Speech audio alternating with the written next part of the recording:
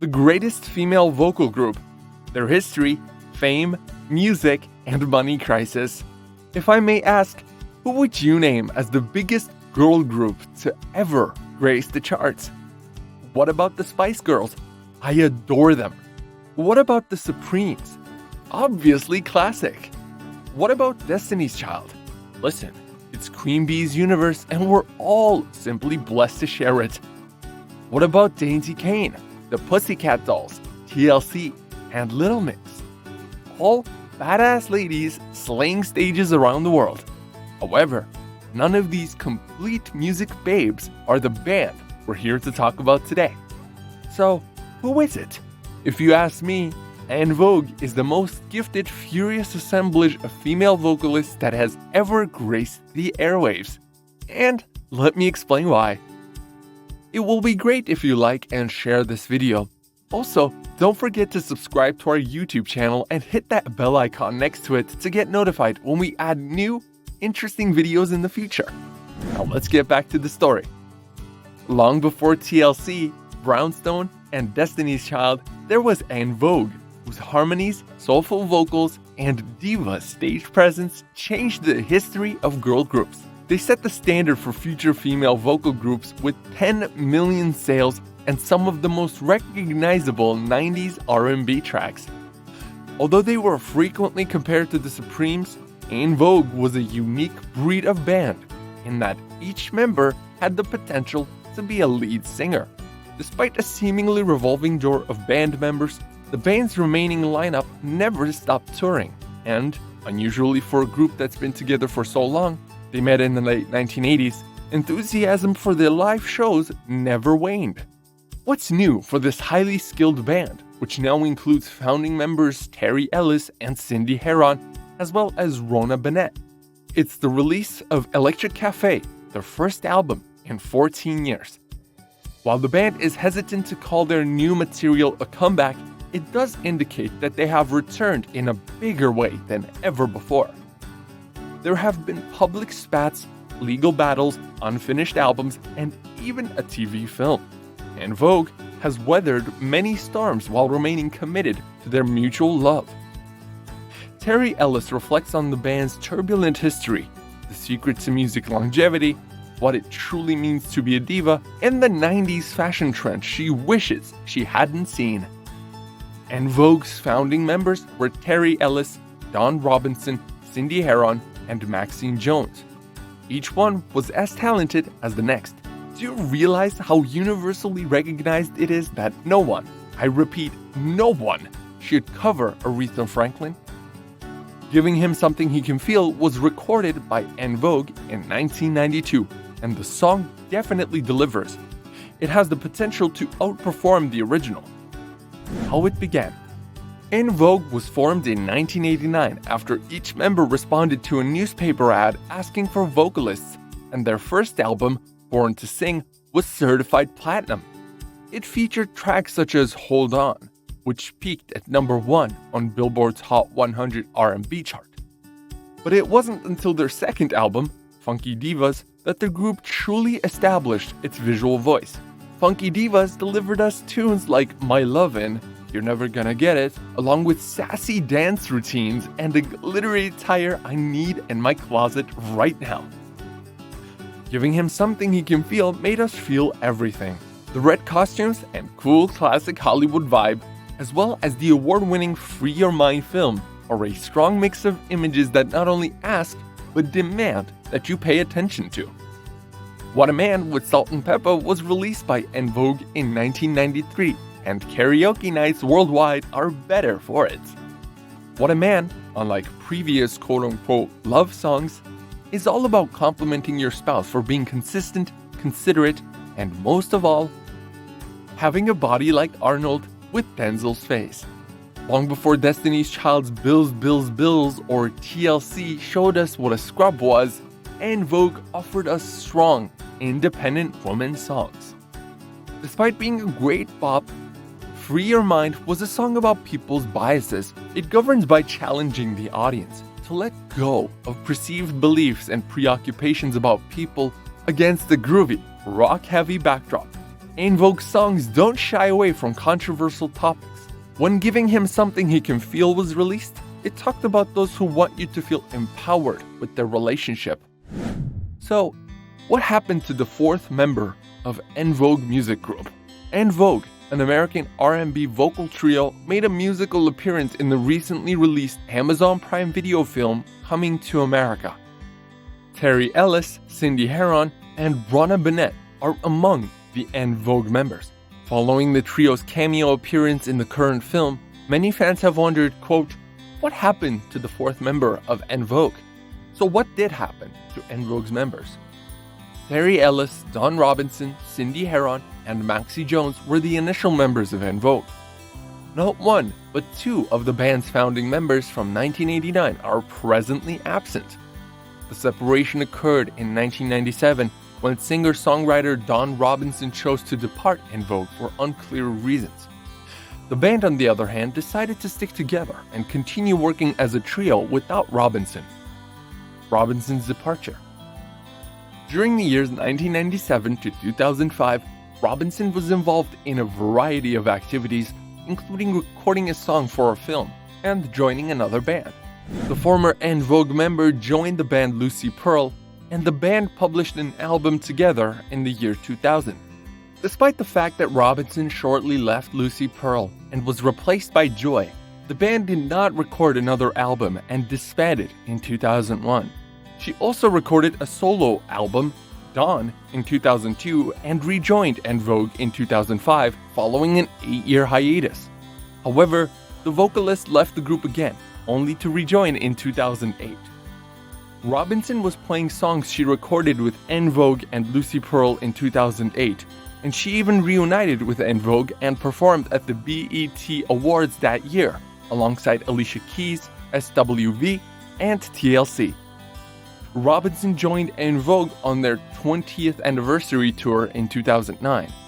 Robinson chose not to record on the En Vogue album that was out in the autumn of 2011 after failing to reach an agreement following their reunion tour.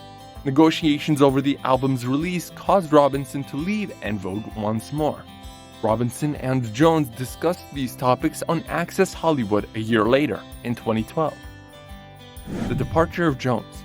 Maxie Jones departed En Vogue's cast in 2001 to focus on her family, and she was replaced for 2 years by Amanda Cole. Jones, however, rejoined En Vogue following the publication of their fifth album. Jones traveled with En Vogue in 2004 when Cindy Herron was on maternity leave. I'll Cry Later, a single by Ellis, Jones, and Herron, was released in 2011. Jones left En Vogue due to record release negotiations, which Robinson mentioned on Access Hollywood nearly a year later. Bennett Rana. Rana Bennett, a singer, actress, and model, joined En Vogue in 2003 for a 5-year deal and left the group in 2008 when founding member Dawn Robinson returned.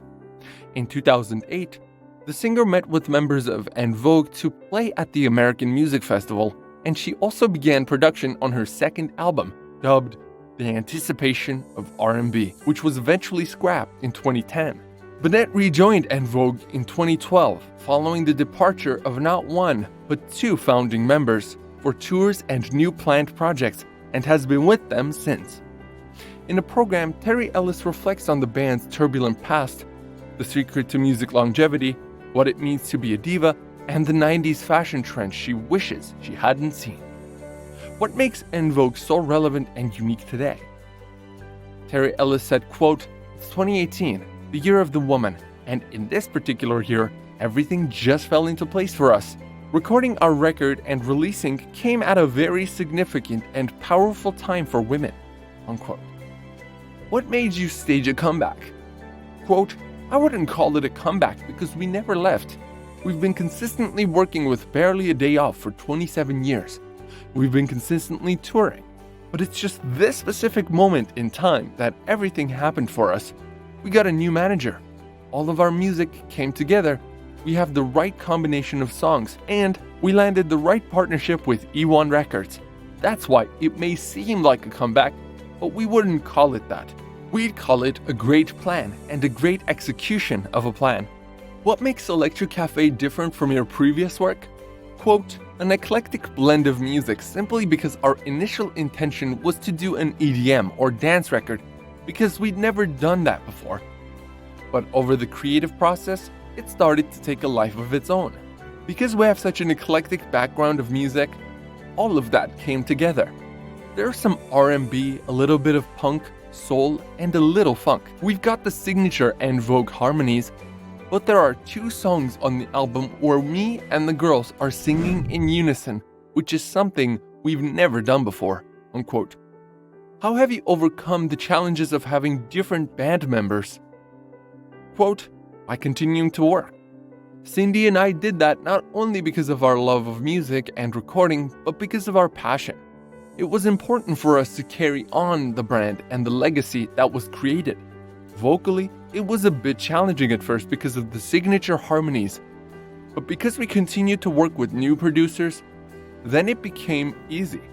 So it was our love for this brand and its legacy that we wanted to carry on, unquote. What are your fondest memories of the 90s? Quote, shucks, I'd say receiving the Sammy Davis Jr. Award, the fashion of the 90s, doing the Soul Train Awards, and paying tribute to Patti LaBelle, Gladys Knight, and Chaka Khan. The emotions of that night, that was a cool tribute that we did. Then the Lady Soul Awards, receiving the Image Awards, there's so many moments I can't even name all of them, unquote. What was the worst 90s fashion trend? Quote, to me, wearing your label on the outside of your clothes, that was hideous to me, unquote. Do you have any style regrets from that period? Quote, I don't have any style regrets because we have an incredible stylist and he kept us well fit. In fact, some of the clothes he styled us during the 90s still work in 2018, unquote. What have you been doing in the interim? Quote, we've been consistently touring. Cindy has 4 children. She is a mom and a wife. Rana does life coaching. I'm also a crafter. I have an art and craft studio at my home. Quite honestly, we're on the road so much that we hardly get to do any of those things, with the exception of Cindy being a mom, and you can't get away from that, unquote. What's the biggest way that the music industry has changed since you started out? Quote, it's gone completely digital. When we were recording, we were on the cusp of analog moving into digital. Now it's completely digital. Everything has a social media platform. Thankfully, because we are on the cusp and because we never stopped working, we were able to evolve with the time.